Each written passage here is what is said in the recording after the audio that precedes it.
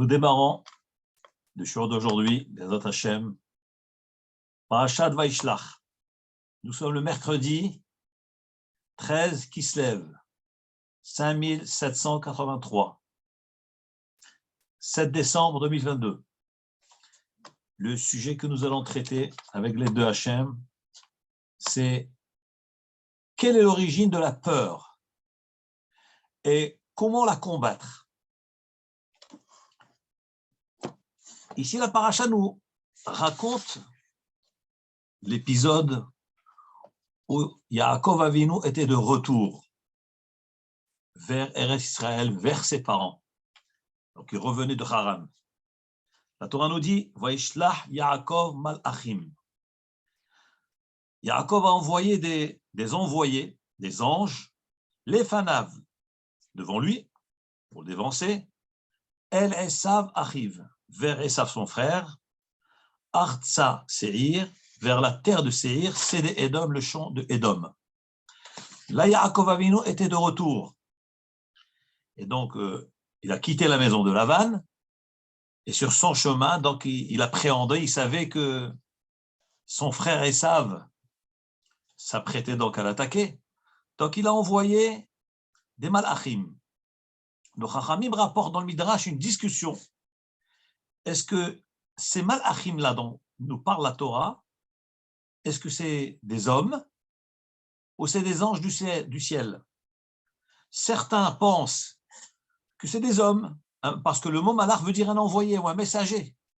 Donc, Yaakov Avinu a envoyé des messagers vers son frère. Par contre, dans le Zohar HaKadosh, ou à notre avis dans le Midrash, nous voyons que les malachim dont on parle ici, c'est des vrais anges du ciel. Le Zohar HaKadosh explique d'où savons-nous que c'est des vrais anges, parce que la paracha de la semaine dernière, paracha de Vayitse, comment elle se termine?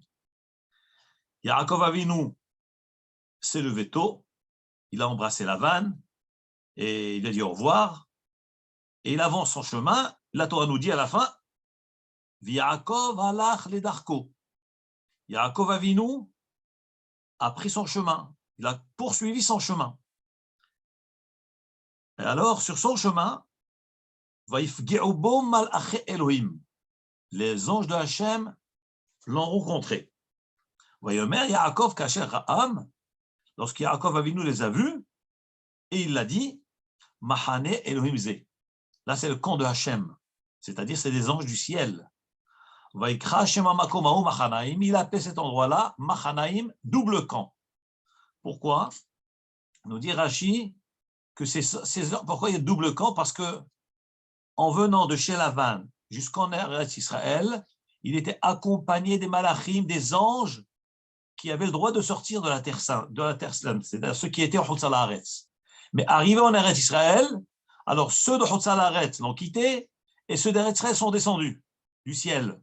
Donc il se retrouvait avec deux groupes de malachim.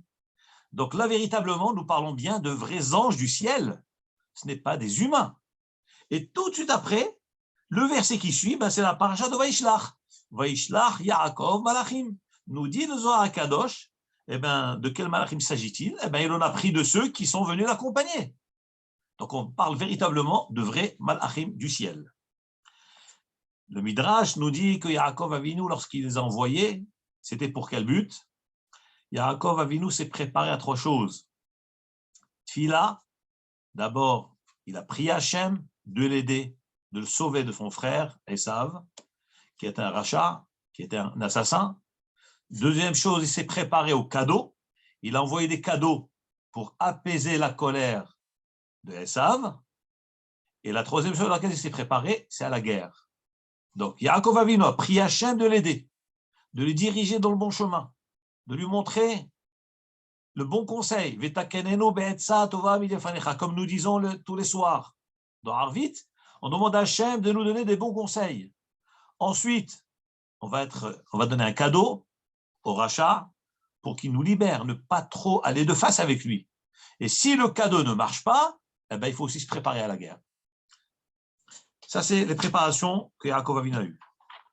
Là, la Torah nous décrit quelle était la réaction de Yaakov Avinu face à la réponse des anges qui étaient de retour de Esav. Nous dit la Torah, Vayira Yaakov me'od. Yaakov a eu très peur. Yaakov a eu très très peur. Vayetserlo. Il était en détresse. Vayachatz eda'am asherito. Il a divisé le peuple qui était avec lui, c'est-à-dire sa famille, ses enfants, ses serviteurs. Il les a divisés en deux. Et aussi les bêtes, il a tout divisé en deux. Et il a dit, si Esav attaque un groupe, un camp, alors le deuxième pourra s'échapper. Là, nous allons analyser un petit peu ce que nous disent les Chachamim dans le Midrash. Le pasuk nous dit, dans Parashat Vayishlach, chapitre 22, verset 8, nous dit le pasuk, Vayira Yaakov me'od, Yaakov a eu très peur. Vayetserlo, il était donc en détresse, en tsar. Alors, Rashi demande, mais pourquoi la Torah nous répète ce terme de détresse? Vayira Yaakov, Vayetser. Il a eu peur, il était oppressé, attristé ou dans la détresse. Nous dit Rashi, Vayira Yaakov. Yaakov a eu peur, très peur. Shema Yahareg. Il a eu peur de mourir parce qu'il savait qu'il avait à affronter son frère Esav qui était accompagné de ses 400 hommes armés jusqu'aux dents. Donc il y a de quoi avoir peur. Yaakov Avinu était accompagné de ses femmes et de ses enfants. Imaginez-vous face à un ennemi. Vous êtes sans armes, sans rien, vous allez faire quoi? Donc, Vayira Yaakov me'od. Yaakov a eu très peur, Shema Yehareg, de peur qu'il ne soit tué. Que veut dire Vayetserlo? Yaakov Avinu était en détresse, était en tsar. Alors, on nous dit Rashi, Shema Yaharog Acherim, de peur qu'il tue d'autres.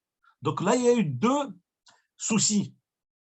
Premier souci, il avait peur de se faire tuer. Deuxième souci, il avait peur de tuer les autres, de tuer Esav son frère, de tuer ceux qui accompagnaient Esav. Il n'aurait pas voulu les tuer. Le Rahaim HaKadosh nous dit quelque chose de très intéressant.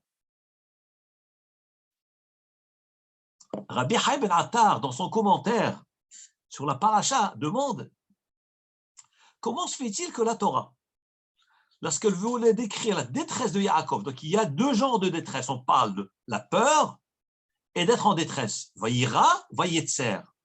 Pourquoi, lorsqu'elle parle de la peur et de la crainte, la Torah emploie le terme Me'od? Vayira, Yaakov Me'od.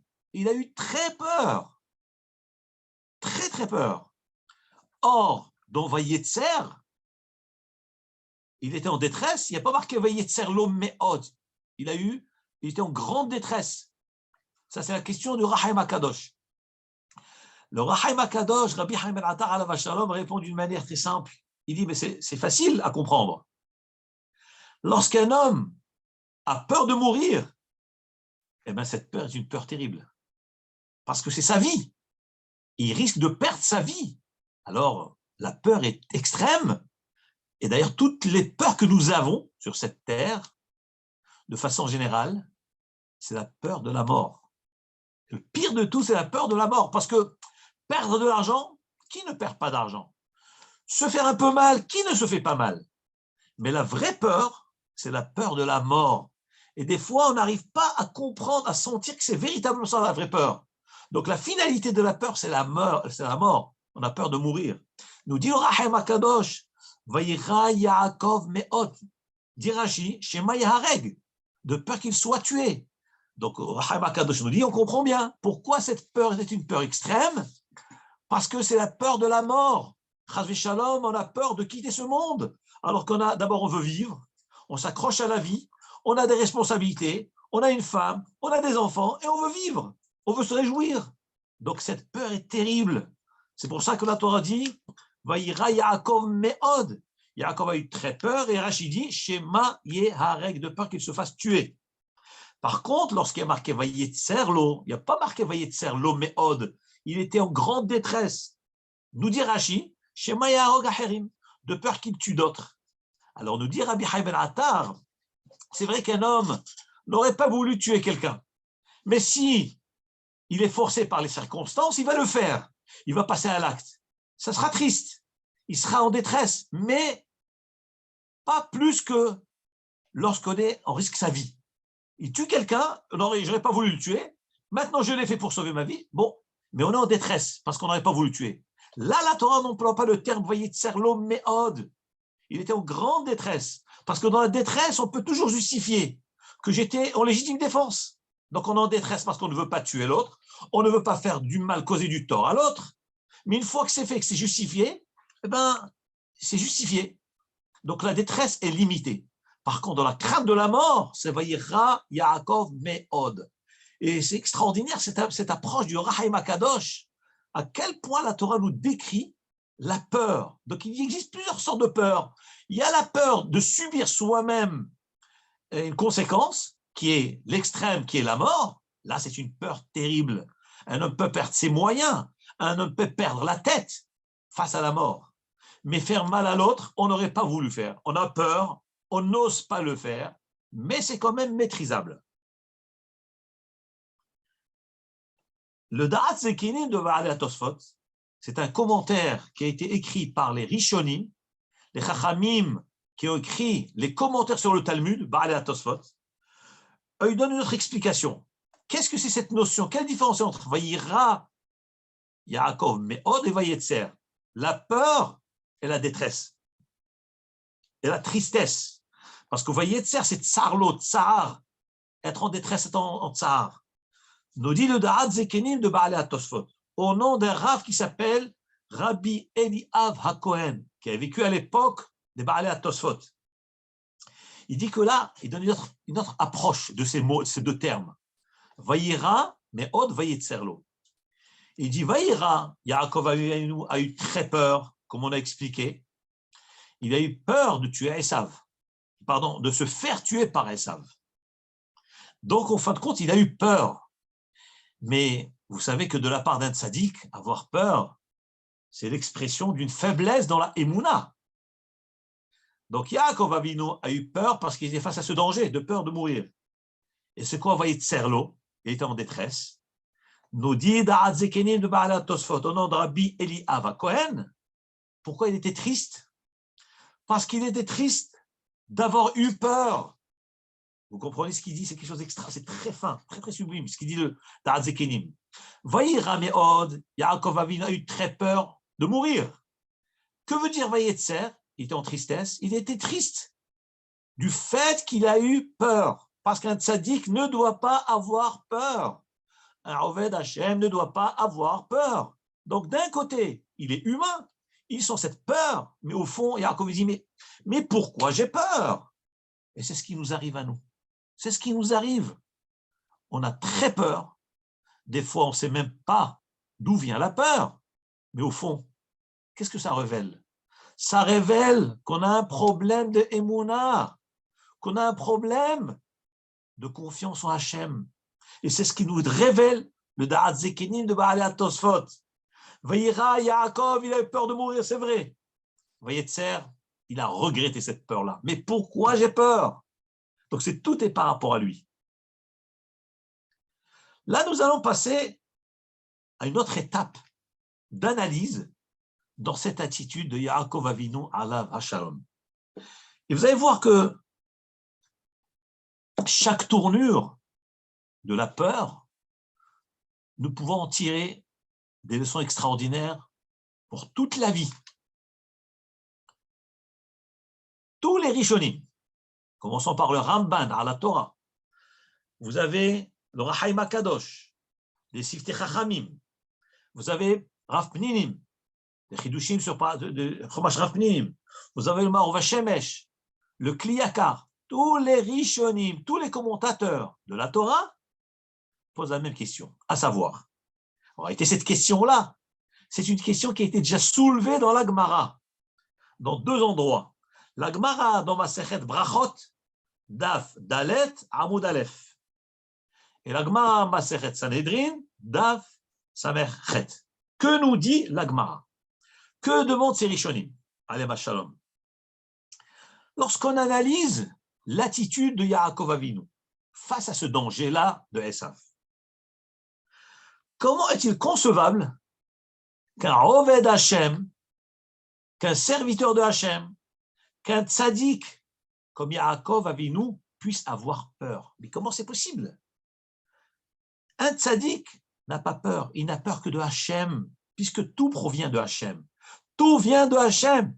Pourquoi Yaakov a eu peur? Et pas seulement peur, très peur. Mais quoi? Je ne comprends pas. Là se posent au moins 5 questions sur cette attitude de Yaakov. Et de là, nous allons déduire, analyser notre peur, nos craintes, d'où elles viennent. La première chose que je me suis demandé, David Amelech a écrit dans Tehilim, Retzon yere'av ya'aseh, vet shav'atam yishma ve'yoshem. Hakadosh, David Amelech dit, quand Hakadosh Baruch Hu fait la volonté de ceux qui le craignent, vet shav'atam yishma ve'yoshem, et leur prière, Hachem l'écoute. Par ailleurs, il est marqué dans un autre verset, Shomer Adonai et kol ohavav. Hakadosh Baruch Hu protège et préserve tous ses bien-aimés, ceux qui aiment Hachem et ceux que Hachem aime. C'est réciproque. L'amour du tzaddik vis-à-vis d'Hachem et l'amour de Hachem vis-à-vis du tzaddik. Donc il y a un amour réciproque comme dans un couple. On s'aime dans un couple. Dans un couple, dans un foyer, on s'aime très fort. On est prêt à donner sa vie pour l'autre. Lorsque David Amelech nous dit Alav Shalom, Shomer Adonai et kol ohavav, David Amelech dit qu'Akadosh Baruch Hu protège et préserve et kol ohavav. Que veut dire ohavav? Ohavav, ça peut prendre les deux sens. Ceux qui aiment Hachem, les ohavim de Hachem, et ohavav, ça peut vouloir dire aussi, ohavav, c'est ceux que Hachem lui-même il aime. Donc c'est un amour réciproque. Yaakov Avinu s'appelle Yere Hachem, Retzon Yere Av Yaaseh. Hakadosh Baruch Hu fait la volonté de ceux qui le craignent. Yaakov Avinu veut être sauvé, veut retourner en paix chez lui. Par ailleurs, Yaakov Avinu, c'est le bien-aimé de Hachem. Lui, il aime Hachem et Hachem l'aime. Comment se fait-il que Yaakov Avinu a douté quelque part? Vayira Yaakov me'od. Yaakov a eu très peur. Mais comment c'est possible? Ohev Hachem ne doit pas avoir peur. La deuxième question, mis à part le fait que Yaakov c'est un tzaddik, n'oublions pas que ça fait un rachat. Que dit David Amelech dans Ashrei, dans Tehilim? Ve'et kol hareshaim yashmid. David Amelech dit, Hakadosh Baruch Hu protège le tzaddik. Maintenant, même si quelqu'un n'a pas le madriga de tzaddik, mais le rachat veut embêter un juif, même un juif simple, un Oved Hashem, même si ce n'est pas un grand tzaddik. Ve'et kol hareshaim yashmid. Hakadosh Baruch Hu est là pour détruire le rachat, ne pas laisser le rachat déranger le Oved Hashem. Alors, encore une question de plus. Pourquoi Yaakov Avinu a eu peur? Troisième question, encore plus forte. Et justement, c'est la question de la Gemara. La Gemara dans Brachot d'Avdalet, la Gemara dans Sanhedrin Samechet. Que nous dit la Gemara? La Gemara demande, comment se fait-il que Yaakov Avinu a eu peur? Mais Hakadosh Baruch Hu a promis à Yaakov Avinu de le sauver. Donc, même si Hachem n'avait pas promis, on a dit tous les psukim précédents. Celui qui est attaché à Hachem, Hachem il l'aime et le protège. Le rachat, Hachem le détruit. Mais par-dessus le marché, là, encore c'est plus fort. Parce que là, Hachem a dit explicitement à Yaakov Avinu, dans 2 endroits différents, il lui a promis de le protéger. Où c'est marqué? Dans la paracha de Vayetse. C'était suite au rêve de l'échelle.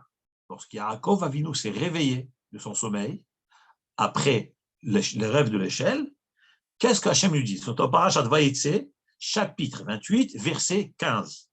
Hachem lui dit, Hine anochi imach, je suis avec toi, ushmar ticha, je te protégerai, bechol hachel telech, là où tu iras. Pourquoi là où tu iras? Parce que là, n'oublions pas, le contexte après le rêve, Yaakov se dirigeait vers Haran, il allait vers la famille de Lavan, puisqu'il a quitté Israël. Et Hachem lui dit, ne t'inquiète pas, tu vas aller à Haran, là-bas, c'est des idolâtres, tu vas aller chez Lavan, à Arami, ne t'inquiète pas, je serai avec toi là-bas, et je te protégerai, Bechol Asher Teler, là où tu iras, pas seulement que je te protégerai là-bas, je resterai avec toi, et je te ramènerai chez tes parents, je te ramènerai vers cette terre-là qui est Eretz Canaan, Eretz Israël. Pourquoi? Kilo e'ezofcha, car moi, je ne vais pas t'abandonner. Regardez combien de répétitions. Je serai avec toi, je te protégerai, je marcherai avec toi, je te ramènerai et je ne t'abandonnerai pas. Vous imaginez combien vous voulez de promesses, combien? Tous ces termes montrent à quel point Hachem était décidé de sauver Yaakov. Kilo e'ezofcha, car je ne vais pas t'abandonner. Ad asher im asiti, jusqu'à ce que je puisse réaliser et asher di bartidar, ce que je t'ai promis, c'est-à-dire de te ramener à la Terre Sainte, de te faire hériter la Terre Sainte, de faire de toi un grand peuple, etc. Mais qu'est-ce qu'il y a besoin de plus? Pourquoi Yaakov vaïra Yaakov Méod? Il a eu peur, mais très peur. Mais je ne comprends pas. Mais toutes ces promesses, le maître du monde lui-même lui promet. Et combien de détails dans la promesse? Avec toi, je t'accompagnerai, je resterai avec toi, je te ramènerai, je te donnerai, je réaliserai. Mais qu'est-ce qu'il faut de plus pour tranquilliser le tzaddik? Quatrième question. Il y a un autre pasouk. L'autre pasouk, c'est un pasouk qui est marqué lorsque Yaakov donc, a vécu chez Lavan pendant 20 ans, et ensuite il devait quitter Lavan pour retourner. Qu'est-ce que Hachem lui dit avant de quitter Lavan? C'est Parashat Vayetse, chapitre 31, verset 13. Regardez ce que dit le pasuk. Hachem dit à Yaakov Avinu, avant de quitter Lavan, Anochi Ha'el Bet-El. Yaakov, sache, c'est moi Hachem qui s'est révélé à toi à Bet-El dans le fameux rêve de l'échelle. C'est le même, c'est moi Hachem. Je reviens te voir. Asher Mashachta Sham Matseva.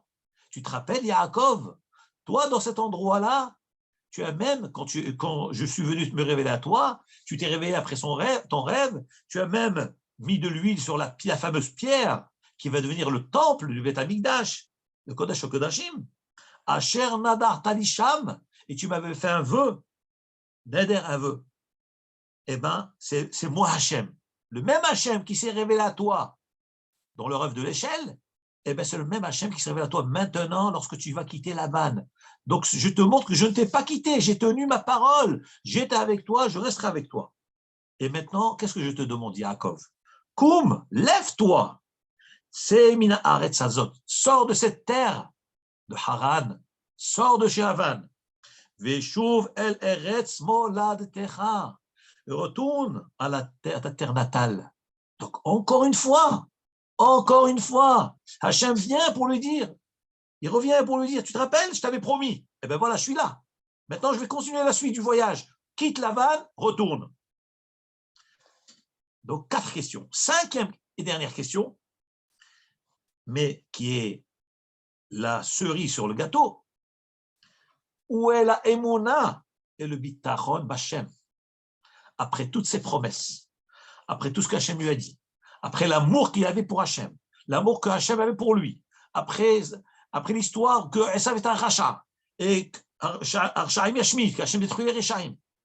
Où est la Emouna? Même un juif simple, sans ses promesses, sans tout cela, il habite à Ron Bachem.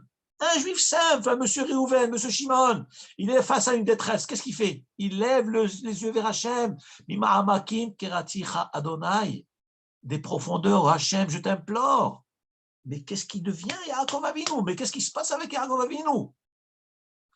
Ça, c'est toutes les questions que les Rishonim et que l'Adgmara soulèvent sur cette histoire de Yaakov. Vaïra Yaakov Meod. Il a eu peur, mais pas juste peur, très peur. Il a eu peur de mourir. Les tzadikim ne doivent pas avoir peur. Ils n'ont pas le droit d'avoir peur. Puisqu'il y a Hachem, si tu as peur, c'est que tu montres qu'il n'y a pas Hachem, chas v'shalom. Comment Yaakov a pu faire une chose pareille? Là, nous allons avoir droit à plusieurs réponses. La Gemara dans Brachot d'Avdalet et Sanhedrin. Sadechet.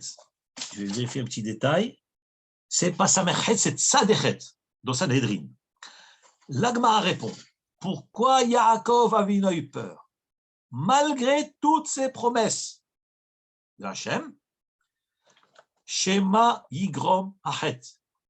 Yaakov Avinu a eu peur, de peur qu'il ne faute. Et alors quoi? Velo to'ilo shum schut velo haftacha. Hakadosh Baruch Hu, certes, a promis. Il a promis des choses à Yaakov. Je te ramènerai, je te donnerai, je te protégerai. Mais Yaakov Avinu alav Hashem était un tzaddik. Il s'est dit, mais tout cela, parce que j'étais en état de force, j'étais un tzaddik à Hashem. Mais si chas v'shalom, je trébuche, comme dit David Ameler, un tzaddik ba'aretz, asher ya'aseh tov velo yecheta. Il n'existe pas d'homme qui fasse que du bien et qui ne faute pas. Sheva ipol tzaddik. Le tzaddik qui tombe 7 fois, vekam il se lève. Donc, le tzaddik tombe. On a des chutes, on a des échecs dans la vie, on a des déceptions dans la vie. Yaakov Avinu a dit, mais moi j'ai très peur que chas v'shalom, je faute, je fasse quelque chose qui déplaise à Hachem, et à ce moment-là, toutes les promesses s'effondrent et qu'Hachem ne puisse pas me ramener. Donc, lorsqu'il a vu Esav face à lui, il a eu très peur. C'est pas qu'il avait manque de bitachon, non, c'est parce qu'il s'est dit, peut-être, je n'ai pas les mêmes mérites qu'au moment où Hachem m'avait promis ces promesses-là. Donc, il a tremblé de peur. Et les Farshim disent que même si Yaakov Avinu, alav shalom, n'avait pas de mérite, et que malgré tout Hachem lui aurait fait un S, alors Yaakov il s'est dit, mais Hachem me fait un miracle, bien que je ne le mérite pas. Mais le Chachamim disent dans la Gemara, dans Masechet Hagiga, un somchim ala nes. On n'a pas le droit de s'appuyer sur un miracle. C'est-à-dire quelqu'un qui ne mérite pas le miracle ne doit pas s'appuyer sur le miracle. Et si malgré tout on lui fait le miracle, mais nakim lo misruyotav, on lui réduit de son salaire, de sa récompense dans l'Olam haba. Il mange ses mérites dans ce monde-ci. Donc Yaakov Avinu a eu peur aussi à cause de cette raison-là. D'abord, il a eu peur, Shema Yigrom Achet, que peut-être il a fauté et qu'il n'a pas de mérite pour le protéger. Et même s'il n'avait pas fauté, dit le Kliyakar, il a eu peur que peut-être Hachem va lui faire un miracle et qu'il va lui enlever son Olam haba. Donc il a eu peur de ça. Je ne veux pas qu'on m'enlève mon Olam haba. Donc là, on a donné 2 réponses. Troisième réponse qui est rapportée dans le Da'at Zekinim Ba'alei Tosfot. Au fond, pourquoi Yaakov Avinu a peur? Donc déjà, nous devons retenir à travers toutes ces réponses que je suis en train de vous donner que ça nous concerne. Ça nous concerne. Lorsqu'un homme a peur, il doit analyser d'où elle vient cette peur. Comment combattre la peur? L'origine de la peur peut être d'origine parce qu'un homme a fauté. Peut-être je n'ai pas de mérite. J'ai peur de mes fautes. Donc, analyser. Donc, la peur peut venir de cela, comme on verra si on a le temps plus tard. La deuxième réponse, troisième réponse, dit Da'at Zekenim Ba'alei Tosfot, Yaakov Avinu n'a pas eu juste une peur simple. C'est qu'en réalité, il a analysé ce fameux rachat de Esav. Il s'est dit, c'est vrai que Esav, c'est un rachat. Et la Torah dit, Ve'tarsha'im yashmid, Hachem, il efface les rechaim. Mais ce rachat-là, il n'est pas aussi rachat qu'on imagine, parce qu'il a des mérites. Quel mérite? Il nous dit le Da'at Zekenim de Ba'alei Tosfot. Il a eu 2 mérites. Le mérite de Kibud Avaim, du respect des parents, comme nous savons très bien à travers les Midrashim, que Esav avait un respect des parents d'une façon extraordinaire, d'une façon irréprochable. Pour aller voir ses parents, il devait s'habiller avec des habits royaux, des habits de grande valeur, des habits qu'il avait eus de Nimrod. Donc il n'allait pas voir ses parents comme ça, en pyjama. Il avait des habits spéciaux pour aller voir ses parents. Le respect. Yakoum Avi, viens papa, lève-toi manger. Donc il était totalement l'abnégation absolue devant son père, devant Yitzhak. Donc Yaakov Avinu savait ça. Il savait que Esav Aracha avait le sroud de Kibud Avaim. Mais il avait un autre mérite, Esav Racha. Le mérite, c'est quoi? Eretz Israël. Il a habité en Terre Sainte. Il habitait en Eretz Israël. Et ces deux mitzvot-là, que Esav avait dans les mains, non seulement Esav, il les avait, mais Yaakov ne les avait plus. Pourquoi il ne les avait plus? Parce que Kibud Avaim, on ne peut le faire que si on est devant ses parents. Or, Yaakov Avinu alav shalom a quitté Eretz Israël, il a été à Haran, en Mésopotamie. Donc il n'a pas pu faire Kibud Avaim 20 ans. Et pendant ces mêmes 20 ans, Yaakov Avinu n'habitait pas en Eretz Israël. Donc encore doublement, le risque est double. D'un côté, ce fameux rachat n'est pas aussi rachat qu'on imagine parce qu'il a des mérites. Il a le mérite du respect des parents. Il a le mérite d'Eretz Israël. Mais à part ça, c'est que même le tzaddik, il ne les a pas, ces mitzvot. Donc le rachat, il a 2 fois plus que le tzaddik. Parce qu'Yaakov ne pouvait pas faire Kibud Avaim, il n'était pas en Eretz. Et il n'a pas pu faire la mitzvah de Eretz Shuv, habitation d'Eretz Israël, parce qu'il habitait en Hotzal Haaretz. Il était à Haran. Nous dit alors, Da'atzekini ba'al Tosfot, Vayira Yaakov me'od. Yaakov savait très bien qu'il habite à Chon Bachem, que Hachem protège, que Hachem détruit le rachat, qu'Hachem protège le tzaddik, toutes les raisons que nous avons citées précédemment. Mais là, il dit, mais je suis face à un homme qui a quelque chose de plus que moi, parce qu'il est rachat, mais ses mitzvot, il les a. Et à part cela, lui, il les a, moi, le tzaddik, je ne les ai pas au même moment. Donc c'est une accusation sur le tzaddik. Donc vous comprenez la crainte, c'est une peur terrible, avec tous les mérites que nous puissions imaginer, et avec toutes les promesses que nous puissions avoir. Si le rachat qui est en face de soi, il a des srouillottes, comment peut-on l'affronter? Voilà pourquoi Vayira Yaakov Me'od. Ça, c'est le commentaire d'Azekeni Ba'al HaTosfot. Troisième réponse. Maintenant, on va passer à la quatrième réponse. Dans Siftei Chachamim donne quelque chose d'extraordinaire. Pourquoi Yaakov Avinu a eu peur? Mais où est le bitachon Bachem? Parce que Yaakov Avinu, il s'est dit, si moi je tue Esav, mon frère, qu'est-ce qui va se passer? C'est vrai, je vais me défendre, c'est légitime défense, mais je vais faire un très grand tsar à mon père, puisque mon père Yitzhak alav shalom, lui considérait que Esav était un homme tzaddik, c'était un homme kasher, sinon on l'aurait renvoyé chez lui. Donc Yitzhak, dans son esprit, il pensait de Esav que c'était un tzaddik. Et tout d'un coup, vient Yaakov et il lui tue son fils. Vous imaginez ce que ça veut dire? Yaakov, s'il tuait Esav, Yitzhak Avinu, qui est le père de deux, va dire quoi? Tu as tué ton frère, tu as tué mon fils aimé. Comment tu as pu faire une chose pareille? Et qu'est-ce qui allait se passer à ce moment-là? Yitzhak aurait pu maudire Yaakov pour le fait qu'il a tué son fils aimé, qui est Esav. Et donc Yaakov tremblait de peur. Oilimi Yotzri. Quoi faire? Ne pas le tuer, je vais me faire tuer. Le tuer, je vais me faire maudire par mon père. Vaïra Yaakov me'od vayitzerlo. Voilà pourquoi Yaakov a eu peur. Ça, c'est le quatrième. Réponse qui est rapportée au nom de Siftei Chachamim. Le Kli Yakar, une cinquième réponse intéressante, il dit le Kli Yakar. Pourquoi Yaakov a eu peur? Parce que Yaakov a fauté. La Gemara nous dit dans Brachot et dans Sanhedrin, Shema Grand Machet. Yaakov Avinu, pourquoi il a eu peur? Parce que de peur qu'il faute. Lui, apparemment, dans son esprit, je n'ai pas fauté, mais comme j'ai peur, peut-être j'ai fauté par inadvertance, donc je ne suis plus protégé. Mais le Kli Yakar, lui, dit que Yaakov a fauté. Où est-ce qu'il a fauté, Yaakov Avinu? Alors, encore une fois, c'est dans le Pshat, parce qu'on verra qu'Al Pi Kabbalah, ça sort différemment. Selon le Kli Yakar, la Gemara nous dit Doma Sechet Sota, Perek Elu Nehemarim. La Gemara nous dit là-bas, Amar Rabbi Eliezer. Rabbi Eliezer dit, Kol ha-mahanif le-havero sofo lipol biyado. Il est interdit de flatter les Réchaïm. Un homme qui est rachat, qui ne garde pas la Torah, qui se moque de la Torah. On ne parle pas de gens qui ne savent pas. Celui qui se moque de la Torah, qui se moque de Talmid Chachamim, je ne vais pas lui passer la pommade. C'est un rachat d'amour. Qu'est-ce que je vais aller le flatter, lui dire, ah, vous êtes bien, vous êtes gentil. Combien des gens loin de la Torah qui combattent la Torah, contre la Torah, et les gens leur font du kavod parce que c'est le président d'une communauté. Qu'est-ce qu'on a à faire, nous? Tu gardes pas la Torah, tu ne vaux rien pour nous. tu méprises la Torah, tu méprises le Talmidei Chachamim, eh ben la Torah nous interdit de t'honorer. Tu mets vasé la Torah, eh ben tu ne mérites pas d'être honoré. Eh ben, nous dit la Gemara de Masechet Sota, Rabbi Eliezer dit, tout celui qui flatte les Rechaim, son ami qui est Racha, à la fin, il finira par tomber dans ses mains. Et là, qu'est-ce que nous voyons?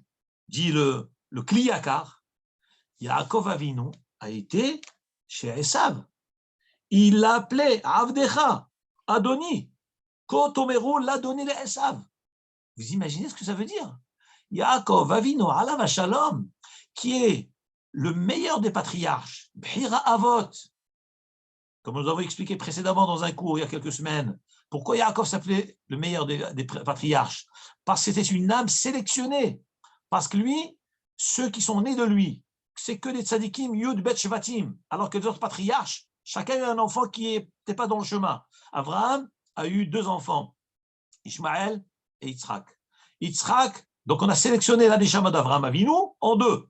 Donc on a enlevé Ishmaël de côté, et Yitzhak, c'est la suite, la continuité d'Abraham. Ensuite, Yitzhak, une deuxième sélection, Hachem a fait, que Yitzhak a donné de son à Yaakov et Esav. Donc on a sélectionné, enlevé Esav, on l'a mis de côté, et on a laissé Yaakov. Yaakov, il va s'appeler Israël.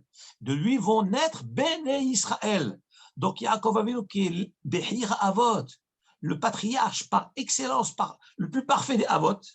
Comment peut-il dire un rachat Adoni Esav?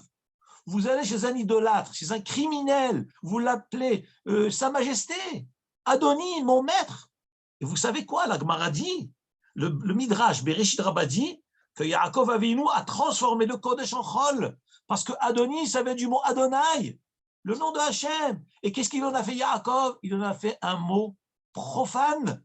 Il a attribué un rachat, Kotomero l'Adoni. Mais comment tu prends le nom d'Hachem, Adoni, Adonai, tu le rends Adoni, et tu donnes à qui un rachat? Donc ça veut dire flatter le rachat. Et pas seulement cela, c'est que même Yaakov lui-même, il dit comment le Gadol adore, le tzaddik de la génération, celui grâce auquel le monde tient, il devient serviteur du rachat. Comme Arav, quoi? Toi, le Talmid Chacham, tu deviens l'esclave du Mouchrat, du Mechalel Shabbat, de l'idolâtre. De quel droit? C'est une chose très grave. Donc, dit le Kli Yakar qu'a priori, Yaakov n'aurait pas dû le flatter, ni se considérer esclave à Oved Avodazara, à Esav, ni considérer Esav à Racha, Adoni, parce qu'il a transformé le Kodesh en Chol. Et là, effectivement, c'est une avéra grave. Et là, dit le Kli Yakar, c'est pour ça que Yaakov a eu peur. Parce qu'en réalité, Bashamaïm, il y a eu quelque chose qui s'est fait qu'il ne fallait pas qu'il fasse cela. Bien évidemment, nous voyons dans le Zohar Kadosh autre chose. Le Zohar Kadosh dit que Yaakov Avinu s'est prosterné devant Esav. Et le Zohar Kadosh lui-même demande, mais comment il a pu se prosterner devant lui? Mais c'est un idolâtre. Et lui, comme Esav Aracha était attaché à l'idolâtrie, au Averot, au crime, à l'adultère, donc lui-même est devenu comme une idole. Comment le tzaddik se prosterne devant une idole ou devant le fidèle d'une idole? Mais Zohar Kadosh répond qu'en réalité, Yaakov Avinu alav shalom ne s'est pas prosterné devant lui. Il s'est prosterné devant la Shrina Kadosha. Il y a marqué Vaya avor lefanav. Il est passé devant lui. Dit Zohar Kadosh, qui est passé devant Yaakov? Qui? C'est la Shrina. Lorsque la Shrina est passée devant Yaakov Avinu, au moment où il était face à Esav, Yaakov a dit, tiens, la Shrina est là, je vais me prosterner. Il s'est prosterné 7 fois devant la Shrina Kedosha. Et Esav, en voyant cela, il pensait que c'était pour lui. Mais pas du tout, pas du tout. Le tzaddik ne se prosterne pas devant le rachat. Le tzaddik s'est prosterné devant la Shrina Kedosha. Sheva Peramim. 7 fois. On a expliqué qu'est-ce que c'est 7 fois. Api Kabbalah, comme ça il va sembler dire. C'est que 7 fois, c'est les 7 dernières sphirotes des 10 sphirotes. En commençant par Chesed, Chesed, Gevura, Tiferet, Netzach, Hod, Yesod, Malchut. Les 7 sont liés à la Malchut, c'est-à-dire qu'Akadosh, Yaakov Avinu s'est prosterné devant la Shrina, qui est donc la 7e qui lie les 7 entières, c'est-à-dire relever la Shrina de la Galoute, ramener Am Israël de la Galoute, et c'est une révélation pour les temps à venir du Am Israël qui sera dans la Galoute. Donc c'est prosterné devant la Shrina pour qu'Hachem puisse sauver Am Israël des mains de Esav et des descendants de Esav, puisque nous actuellement nous vivons sous les mains de Esav, sous le peuple de Esav. Toutes les nations s'appellent Esav. Et Yaakov Avinu, lorsqu'il s'est prosterné dans cette paracha, ce n'est rien d'autre que pour réveiller le Srout pour notre époque, nous maintenant, bientôt Biat Mashiach, qui s'est prosterné devant 7 fois pour réveiller quoi de la Shrina, pour que la Shrina puisse avoir pitié de ses enfants, de nous, et nous ramener les Eretz HaKodesh. Ça, c'est ce que dit le Zohar Kadosh. En tout cas, d'après le Kriyaka, il en découle que Yaakov Avinu a fauté quelque part, entre guillemets, qu'il a flatté le rachat, et là, c'était donc les promesses n'étaient plus d'actualité. C'est pour ça qu'Yaakov ira, Yaakov a eu très peur. Autre chose qui est rapportée dans le Rav Pninim, le Pios, dernière explication, dans le Rav Pninim, Chumash Rav Pninim, il rapporte une autre explication. Il dit, qu'est-ce que ça veut dire? Pourquoi Yaakov a eu peur? D'abord, la Torah nous révèle que l'être humain est doté de ce phénomène de peur, de crainte, lorsqu'il est face à un danger. Maintenant, on peut avoir 2 attitudes. Imaginez une cage au lion. Vous avez 2 personnes qui vont rentrer dedans, dans cette cage au lion, pour affronter des lions. Un, il va rentrer inconsciemment, c'est un fou, ou un enfant, il ne réalise pas le danger. Et vous avez un qui va rentrer en réalisant le danger, mais pourquoi il rentre? C'est suicidaire. Non, parce que c'est un héros. C'est un héros, c'est un gibor. Donc, lorsque la Torah nous dit Yaakov a eu peur de mourir, c'est pour le décrire, le vrai héros. Que la peur est une peur, c'est un sens humain, c'est une réaction humaine. Ne croyons pas que Yaakov Avinu, c'est un ange, c'est un malach, qui n'a peur de rien, qui ne ressent rien. Où est donc le mérite alors? La Torah nous dit, non, c'est un humain comme tout le monde. C'est un humain qui a peur comme tout le monde de la mort. Mais c'est un gibor, parce qu'il a affronté la peur.